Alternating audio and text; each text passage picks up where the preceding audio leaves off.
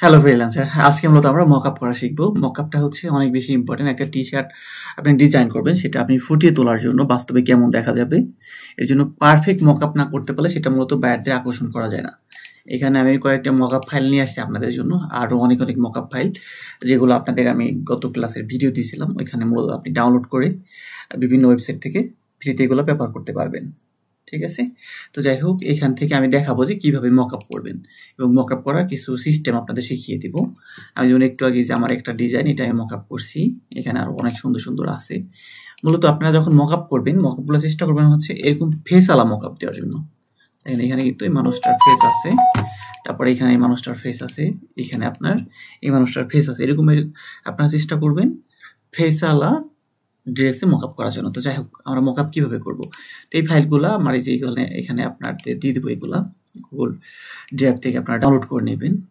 তো সেখান থেকে মূলত এগুলা ভিতরে আপনারা ফাইলগুলো পেয়ে যাবেন, এই যে মকআপ। ঠিক আছে, টোটাল 4টা মকআপ। তো যাই হোক, এখান থেকে আপনার ধরেন আমি যদি এটার উপর মকআপ করতে চাই, কীভাবে মকআপ করব, তো এই টি শার্টটা আমার ভালো লাগছে বা এটার উপরে মকআপ করতে চাচ্ছি। এর জন্য আমি যখন এটার উপর ক্লিক করছি, দেখেন অটোমেটিক এখানে চলে আসছে, কিন্তু আপনার অটোমেটিকলি লেয়ারটা ধরে নিছে। এটা লেয়ারটা ধরার সিস্টেম হচ্ছে এইগুলো আপনাদের সবার করা আছে, যার জন্য ফটোশপে অটোমেটিক চলে যাবে, সমস্যা নেই। তো যাই হোক, এখান থেকে আমি লেয়ার খুঁজবো যে কোথায় আছে টেক্সের লেয়ার। এটা মেবি আপনার টেক্সের লেয়ার, ইওর ইমেজ হিয়ার। ওকে, যাই হোক, এটা আমি চোখ অফ করে দিয়েছি যাতে এটা চলে যায়। তো এখন আমি আমার যে ডিজাইনগুলো আছে, আমি ডিজাইনটা এখানে নিয়ে আসতে চাচ্ছি, ফাইলে চলে যাই। তো আমার ধরেন এই একটা ডিজাইন আছে, এটা আমি এখানে রাখতে পারি, বা অন্য যদি আমার কোনো ডিজাইন থাকে সেগুলো আমরা চুজ করে এখানে বসিয়ে দিতে পারি। তো ধরেন আপনার কম্পিউটার ফাইলে যাবেন, তো যেখানে আপনার ফাইলগুলো আছে সেখান থেকে ধরেন আমি এটা চাচ্ছি এখানে বসিয়ে দেওয়ার জন্য।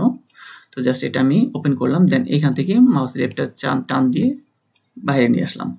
দেখো এখন আপনার এই পিকচার উপর টান দিয়ে আমি যদি এখানে ছেড়ে দিই তাহলে এই পেজে চলে যাবে।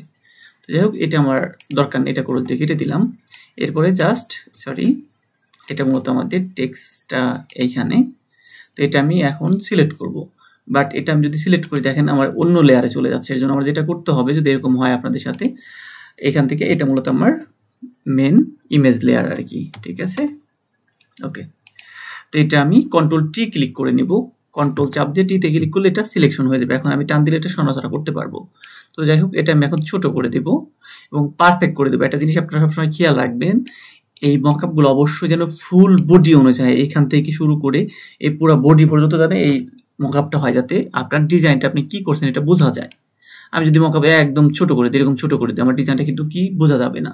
এই জন্য চেষ্টা করুন সবসময় মকআপগুলো ফুল বডিতে দেওয়ার জন্য, যাতে আপনার ডিজাইন পারফেক্টলি বোঝা যায় এবং বায়ারদের দৃষ্টি আকর্ষণ করা যায়। ওকে, আমাদের টার্গেট হচ্ছে বায়ারদের আকর্ষণ করা, যেহেতু এগুলো আমাদের এক একটা ডিজাইন হাজার হাজার মানুষের কাছে যাবে। ওকে, তো যাই হোক, আমি এটা দেখেন বুকের উপরে সুন্দর করে বড় করে দিচ্ছি এবং সর্বোচ্চ বড় করে দেওয়ার চেষ্টা করছি, যাতে আমার ডিজাইনটা বেশি ফুটে ওঠে। তো এখন কিন্তু এটা মোটামুটি ফুটে উঠছে এবং দেখতেও খুবই সুন্দর লাগতেছে। এটা আমি আর একটু ভিতরে দিয়ে দিই। ওকে, একটু ভিতরের দিকে দিয়ে দিলাম। এখন আমাদের যে জিনিসটা করতে হবে, এই কালারের উপর কিন্তু ড্রেসটা ফুটে গেছে, আপনার ডিজাইনটা কিন্তু ফুটে গেছে ড্রেসের উপরে।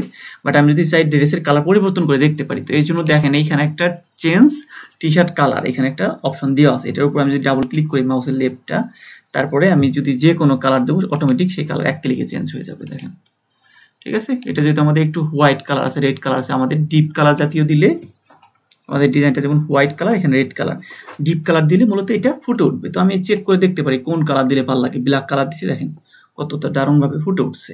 তারপরে যদি আমি একটু লাইট কালার দিই, আপনার ডিপ রেড দিছি, এটা কিন্তু ফুটে উঠছে। আমি এখন চাইলে ইচ্ছা মতো যত খুশি তত কালার দিয়ে আমি আমার ডিজাইনটা ডাউনলোড করতে পারি। ঠিক আছে, প্রত্যেকটা কালারই কিন্তু খুবই খুবই কিউট লাগতেছে এবং আমি কয়েকটা কালার চেঞ্জ করে তারপরে এই ডিজাইনগুলো আমি আমার প্রয়োজনীয় যে পোর্টফোলিও সাইট আছে সেখানে আপলোড করতে পারি। তো আমি যদি এটা চাই আপনার সেভ করে দিব, আমার এটা পছন্দ হয়েছে, তো আমি এটা সেভ করতে চাচ্ছি। এখান থেকে ফাইলে যাব, তারপর আপনার সেভ অ্যাজ, তারপর এখান থেকে সেভ অ্যাজ এ কপি দিতে হবে, ফাইল থেকে সেভ অ্যাজ এ কপি। দেন এখান থেকে আপনার save as a file type আমরা পিএনজি ফাইল করবো, যাতে আমাদের এটা একটু মেগাবাইট বেশি থাকে। ঠিক আছে, এটা জাস্ট আমি আমার কম্পিউটার আমি যেখানে রাখার ইচ্ছা সেখানে আমি রেখে দিতে পারি। ওকে, এটা আমি এখানে জাস্ট নামটা চেঞ্জ করে তারপরে সেভ করে দিলাম। এরকম করে আমি ধরেন বেশ কয়েকটা কালার চেঞ্জ করে করে আমার যে কালার মন চাই সেই কালারটা চেঞ্জ করে করে তারপরে এই ডিজাইনটা আমরা সেভ করে রাখবো, এবং যখন আমরা পোর্টফোলিও আপলোড করব প্রত্যেকটা ডিজাইন যাতে আমি এটা ডিপ কালারটা কিন্তু বেশি ফুটে ওঠে, লাইট দিলে তারপরে ভালো লাগে, সমস্যা নেই। তারপরে আপনার এটা যাতে আমি বিভিন্ন পোর্টফোলিও সাইডে আপলোড করতে পারি এক ধরনের পিকচার বা ডিজাইনগুলা একই, শুধু ড্রেসের কালারগুলো পরিবর্তন হয়েছে। এরপরে যদি চাই যে ব্যাকগ্রাউন্ডের কালারটা আমরা ম্যাচিং করার জন্য ব্যাকগ্রাউন্ডের কালার ম্যাচিং করতে পারবো। এখানে দেখেন ব্যাকগ্রাউন্ড কালার আছে, ব্যাকগ্রাউন্ডের কালার ম্যাচিং করে দিলে কি হয়, আপনার এই ডিজাইনটা আরো বেশি সুন্দর লাগবে। দেখেন আমার ডিজাইনটা কতটা সুন্দর হয়েছে, ঠিক আছে। এক ক্লিকে জাস্ট এটার উপর আমি ডাবল ক্লিক করব। এখন আমার কালারটা হচ্ছে এটা, আমি এই কালার একটা ক্লিক করলাম, দেখেন আমার ডিজাইনটা সুন্দর লাগতেছে। ওকে, এরকম করে আমি চাইলে হোয়াইট কালার দিতে পারি, অন্য কালার দিতে পারি, যে কালার মন চাই আমি সেই কালার দিতে পারি। মেন টার্গেট হচ্ছে আমার ডিজাইনটা ফুটিয়ে তোলা। আমি যে কালার খুশি সেই কালারই ক্লিক করে দিতে পারবো, ঠিক আছে। জাস্ট এইগুলা আপনারা ফলো রেখে আপনাদের ডিজাইনগুলো সাজাইলে আপনার ডিজাইনগুলো খুবই সুন্দর লাগবে এবং ফুটে উঠবে, যেটা আমাদের সবারই একান্ত কাম্য। তো গেল এই একটা, যাই হোক এটা আমি একটা সেভ করে রাখি। তো আপনার ফাইল থেকে সেভ এজ এ কপি, এখান থেকে পিএনজি ফাইল, তারপরে এটার নামটা